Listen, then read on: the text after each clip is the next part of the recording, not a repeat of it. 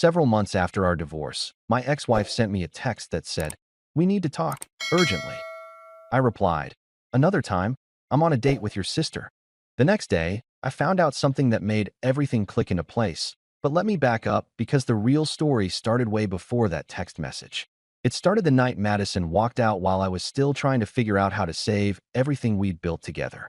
I came home that evening after the worst investor call of my life. The kind where you can hear the disappointment through the phone before they even say no, and the house was quiet in a way that felt wrong. Madison was in our bedroom, methodically folding clothes into a suitcase, not throwing them in anger or rushing in panic, just folding them like she was packing for a business trip she'd planned weeks ago. I stood in the doorway watching her for maybe 10 seconds before she even looked up, and when she did, her face had that expression I'd seen before when she talked about firing someone from her art studio, detached and already decided. She said, "I want a divorce, Brandon," and the way she said it, so calm and final, made it clear this wasn't an impulsive decision or something we could talk through over coffee the next morning. I asked her why, what happened, what changed, and she stopped folding a sweater to look at me like I was genuinely stupid for not understanding. She told me the startup was failing, that I'd been failing for months, that she married a man with ambition and potential, not someone who couldn't even secure basic funding for a tech company in the middle of a boom. I reminded her about the student loans I paid off for her, $60,000 that took 3 years of my salary from my previous job, and the 2 years I financially supported her art studio when it was bleeding money every month, and she refused to admit it wasn't working. She looked at me then with something close to pity and said, "I married potential, not failure." And that sentence hit different because it meant she'd been evaluating me like an investment this whole time, not loving me like a husband. I asked her if there was someone else, and she said no. But there was a pause before the word came out, just half a second too long, and I knew right then that she was lying even if I couldn't prove it. Looking back now, I realized she'd been distant for months, coming home late from her studio, being vague about her plans, checking her phone constantly with this guilty look on her face. But I'd been too buried in trying to save the company to connect the dots. She finished packing, zipped up the suitcase, and walked past me without touching my shoulder or saying she was sorry or giving me any indication that this hurt her even a little bit.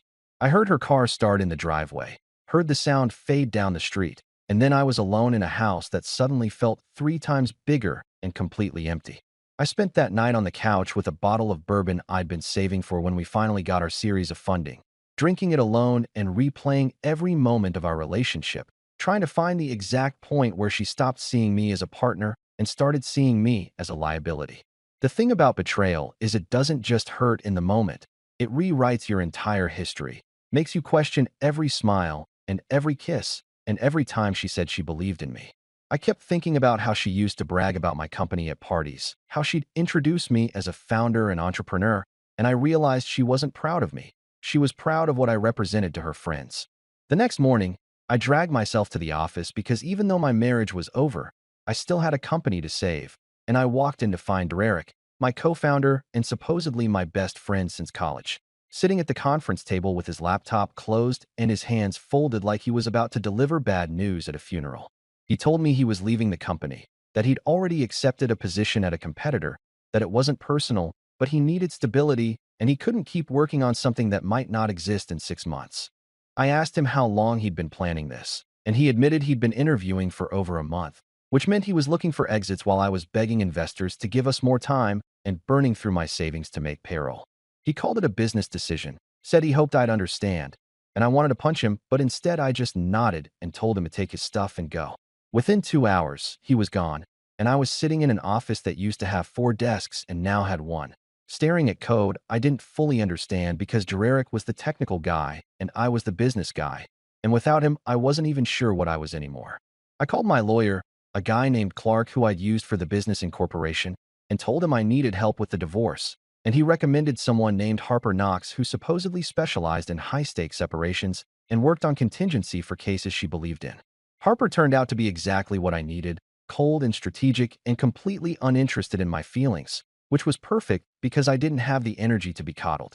She told me Madison was asking for half the business, half the savings, the house, and one of the cars, basically everything except my laptop and the debt.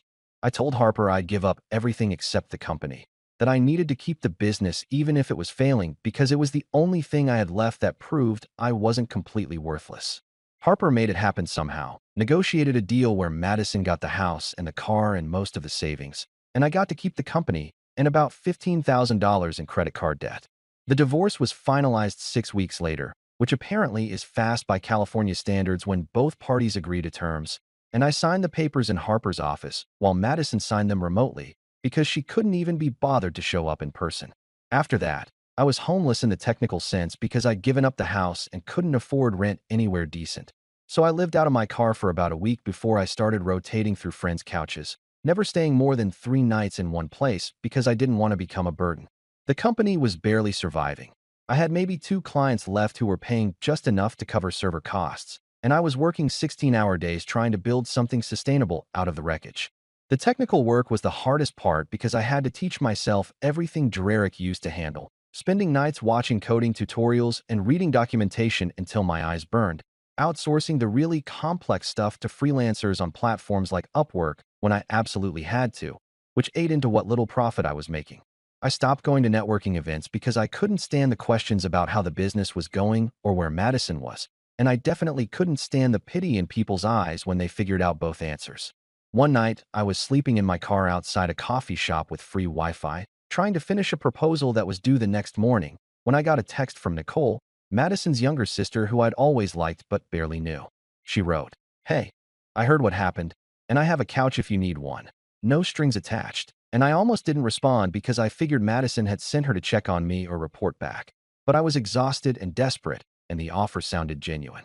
I texted back asking if she was sure, and she sent me her address with a message that said, "Come over. I'm making pasta," which was such a normal, human thing to say that I almost cried in the parking lot of that coffee shop. I drove to her apartment that night with everything I owned in 2 duffel bags and a laptop case. And when she opened the door, she didn't hug me or ask me how I was feeling or do any of the emotional labor I was dreading. She just stepped aside and said, "Couch is yours, bathroom is down the hall, and dinner is in 20 minutes, which was exactly what I needed to hear. Living with Nicole felt weird at first, not because she made it awkward, but because I kept waiting for the other shoe to drop. For her to ask me for rent I couldn't pay or tell me I needed to leave or, worst of all, report back to Madison about how pathetic I'd become. But none of that happened, and after about a week I realized she genuinely just wanted to help without any agenda attached to it. Her apartment was small, maybe 800 square feet total, with 1 bedroom, 1 bathroom, and a living room that doubled as my bedroom once she cleared off the couch and brought out some spare blankets. The place always smelled like cinnamon because she burned these cheap candles from the dollar store. And there were art supplies everywhere, half-finished paintings leaning against walls, sketchbooks piled on the coffee table, colored pencils scattered across every surface. She was an art teacher at a local high school, which meant she left early in the morning and came back around 4. And we developed this rhythm where I'd work from her kitchen table during the day and she'd cook dinner when she got home. Nothing fancy, just pasta or stir-fry or whatever she could make for under $10.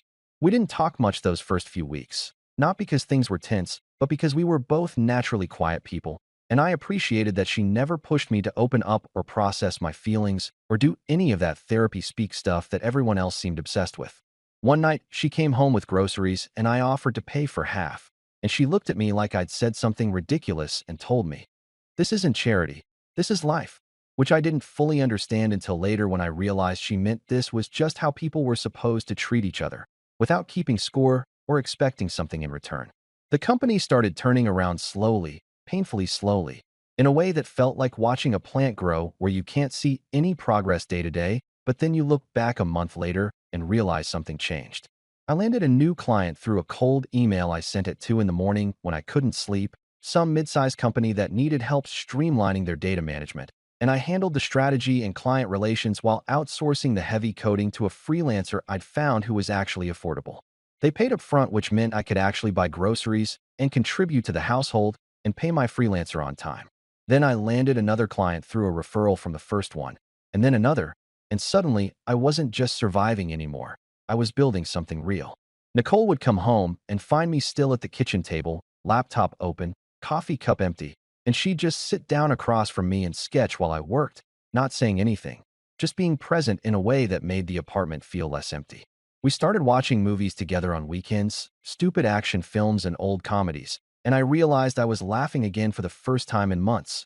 Not forced laughter to be polite, but real laughter that came from somewhere genuine. She told me stories about her students, about the kid who only drew dinosaurs and the girl who was insanely talented but didn't believe it. And I told her about the technical challenges I was facing with the company. And somehow these mundane conversations felt more intimate than any deep philosophical talk I'd ever had with Madison. About 3 months into living there, I noticed things had shifted between us in a way I couldn't quite name. She'd touch my shoulder when she walked past the kitchen table, just a brief contact that lasted maybe 2 seconds, and I'd find myself looking forward to the sound of her key in the lock at the end of the day. We started cooking together instead of her cooking while I worked, and there was something about standing next to each other chopping vegetables and arguing about whether garlic should be minced or pressed that felt more like home than anything I'd experienced in my marriage. One Saturday night, we were sitting on her tiny balcony, barely big enough for 2 chairs, drinking cheap wine and watching the city lights, and she asked me what I wanted to do when the company was stable, like really stable, not just surviving. I told her I wanted to hire a team again, build something that mattered, maybe work on projects that actually help people instead of just making rich companies richer.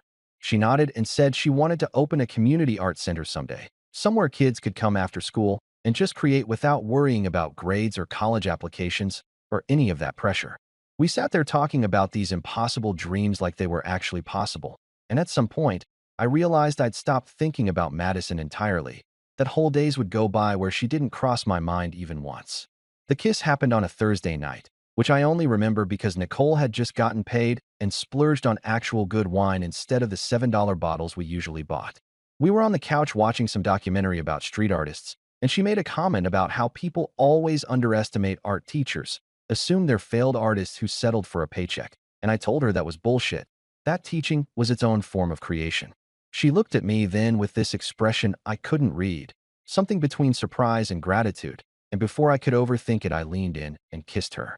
She kissed me back immediately, no hesitation, and when we finally pulled apart, she smiled and said, "I was wondering when you'd figure it out," which made me laugh because apparently I'd been the last one to realize what was happening between us. We talked for hours that night about what this meant, whether it was too soon, whether Madison would lose her mind, whether we were making a huge mistake, and Nicole finally cut through all my anxiety by saying, "I love you, and I'm pretty sure you love me.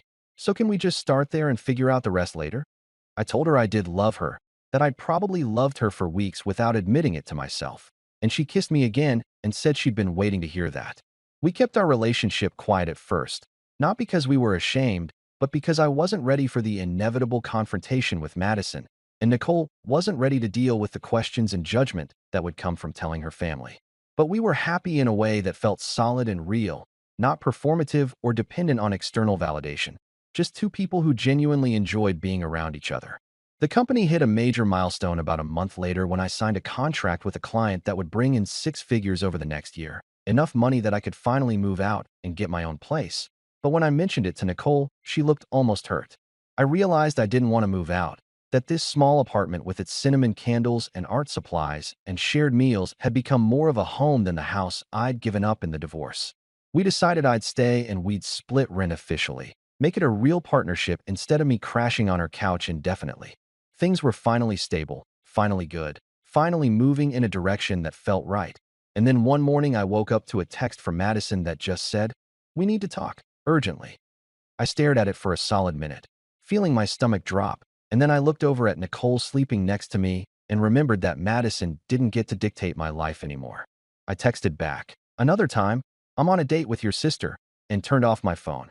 And Nicole woke up a few minutes later and asked what I was smiling about. And I showed her the message and watched her eyes go wide before she started laughing so hard she couldn't breathe. The next morning, Madison showed up at Nicole's apartment unannounced, and I realized she must have gotten the address somehow, probably from mutual friends or by following one of us. I didn't know and didn't really care.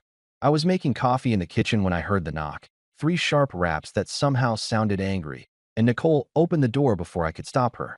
Madison walked in and froze when she saw me standing there in sweatpants and one of Nicole's oversized hoodies, and the look on her face was something between shock and rage and something else I couldn't quite identify.